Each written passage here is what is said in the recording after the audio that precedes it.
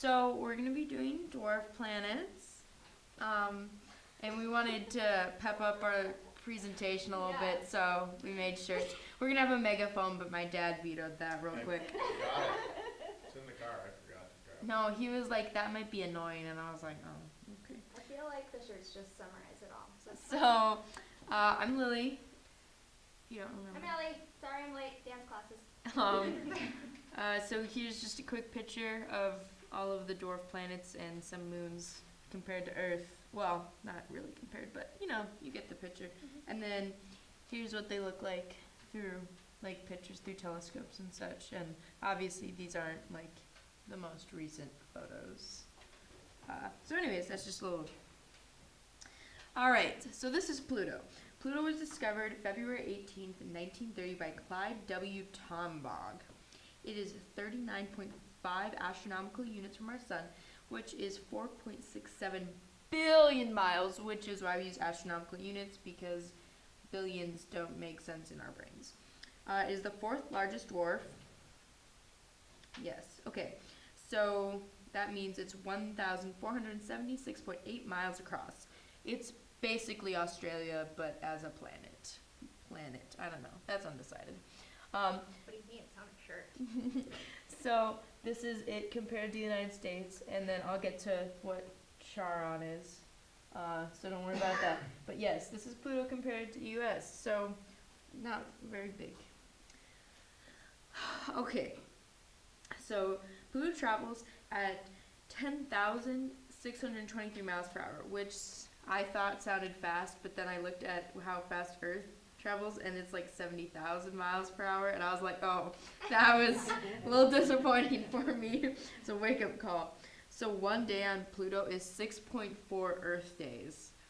So it's just, imagine going to one day of school, and you're there for 6.4 days.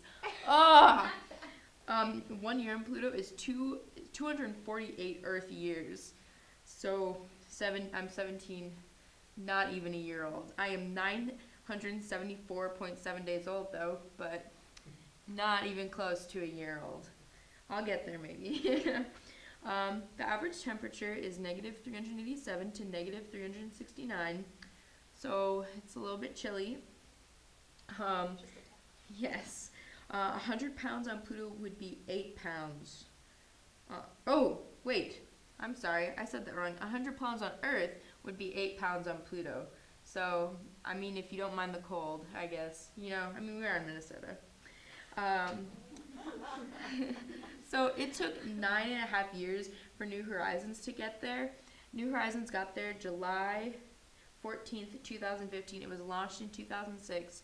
So I'm not sure how long it would take, like, hypothetically, like, a human to get there, because you need more, like, supplies if a human's going, which means more fuel to carry more supplies, and it's just like a whole domino effect if you go on from there. But I do have this weird fact for you. If you drive 65 miles per hour consistently, it would take you 6,293 years to get to Pluto.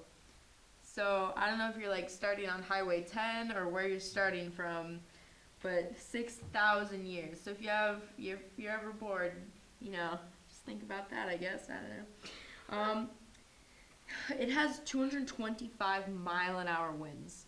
That's like really heckin' fast. Like the fastest recorded on Earth is like, I want to say like 100 and something, or maybe like high 100s. I don't know. But that's not even close. Like, that's crazy. 225 miles an hour, that would whip you around. It takes 4.5 to 6.5 hours to just send a text message. Like, I'm going to text you, and you're not going to even get it for the next, like, 5 hours. I'm sorry, but me with my phone, I know, like, kids are like, you're so attached to your phones. And it's true, though. And I'm like, I would not be able to live on Pluto. 4.5 hours? That's a long time to get a message across. If I'm trying to argue with you over text, that's just not going to work. So there's my fact. Oh, and Pluto has 3 moons, one of which is Charon. So here's Charon compared to Earth. So it's very small, and we don't really consider it really kind of anything. So it's 10.6 times smaller than Earth. So, Charon was discovered June of 1978 when James Christie noticed photos of Pluto had like a weird blob that moved around Pluto. And they were like, what's this? And then they looked and it was like Charon. And they're like, cool. So it has the same rotation as Pluto. So just like our moon, Pluto and Charon are tidally locked. So they see the same face of each other and they don't ever see any other of that. So it takes 153 hours to rotate Pluto. And that seems awfully fast to me. I don't know. I'm just informing you guys that I can't move that fast. Alright, it is the largest of the moons of Pluto, like so large that we don't really worry about the other two. It is 12,160 miles from Pluto. And that's a long ways away to be a moon. And like Pluto is so small, I don't know how it keeps it in its orbit. It's roughly negative 382 to negative 364 degrees. So it's a little bit warmer than Pluto. If you want to go travel, I guess Charon would be a little bit warmer. If you were 100 pounds, you'd be about 2 pounds on Charon because it's about 1/3 of the gravity. So the orbital speed is only 446 miles per hour, which is, yes, okay, yep, that makes sense. A little slow compared to everything else. I'm sorry, I'm just reading my notes, gotta collect my thoughts here. So it's covered in methane and nitrogen ice, which is what gives it like this weird like glow, and then the methane and nitrogen that are really super concentrated give it this little gross red blob. And cute little fun fact that I thought was super adorable was James Christie, the guy who discovered it, named it after his wife, Charlene, which I thought was really cute. He's that cute. Isn't that cute? It's just cute. Okay, so on to the lesser known dwarf planets. This is the first little guy. His name's Aries. He was discovered October 21st, 2003 by Mike Brown during a Palomar Observatory survey. It's the largest besides Pluto of the dwarf planets. Its distance from the sun is 96 AUs, and its diameter is 1,445 miles. Its orbital speed is 9,864 miles per hour. A day there would equal 25 Earth days, and a year there would equal 561 Earth years. A year, I mean. The temperature on the surface is negative 384 degrees, and it would take 18 years to get there. And it's obviously uninhabitable because of the cold weather.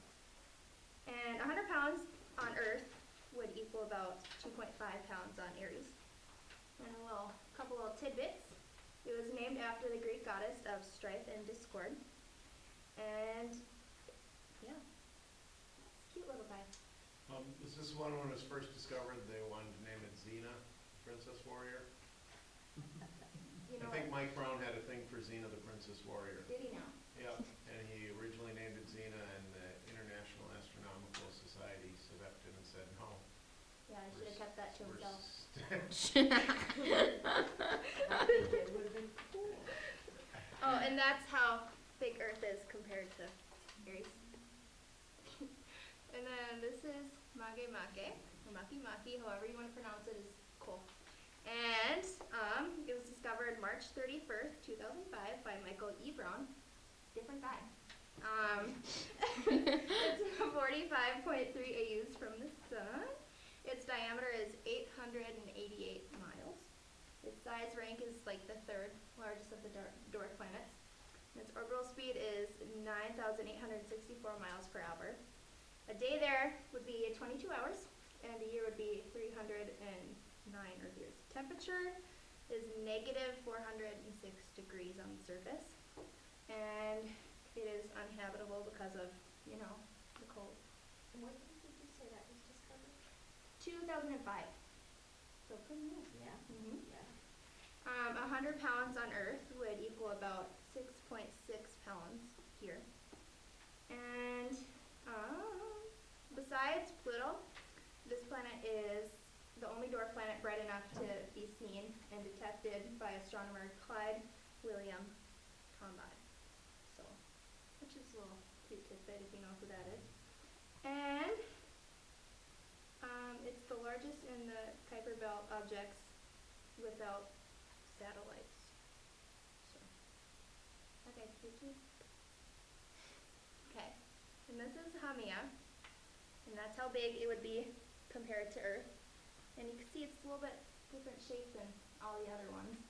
And that's because it's less spherical than the rest because of a rapid rotation. It was discovered December 28th, 2004 by J.L. Ortiz at the Sierra Nevada Observatory in Spain. And its distance from the sun is 43 AUs. Its diameter is 1,014 miles.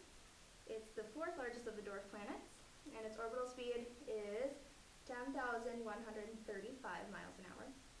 And a day there would be 3.9 hours, and a year would be 284 without eclipsing. Its temperature is a little chilly again, just like the rest of these guys. It's negative 402 degrees, and can't live there. I bet you know the answer why by now. Okay, 100 pounds on Earth would be about 4.5 pounds on Haumea. And it's the third brightest object in the Kuiper Belt. Next. Okay. So this is Sirius. He's teeny tiny. Look at him. He's cute. And he was discovered January 1st, 1801 by Giuseppe Papazzi. Sorry for that name mispronunciation. Its distance from the sun is 2.8 AUs. It's the smallest of the dwarf planets. Its diameter is 587 miles. Its orbital speed is 40,063 miles an hour. A day there would be 9.1 Earth hours. Its temperature is a little less chilly. It's negative 36 degrees, so take a trip. And it's uninhabitable because, you can stand the weather, why not? Go for it, you know? And 100 pounds there on Earth would be about 2 pounds and 12 ounces on Sirius. And interesting little facty, it was the first object to be considered an asteroid in the solar system because of how early on it was found. And it was named after the Roman god of agriculture. So if you want to feel good about your weight, Yeah. go to the dwarfs. So this one is considerably closer to the sun. Oh yeah. Considerably closer to the sun. This is in the asteroid belt. Yep. Anything else you want to say about it?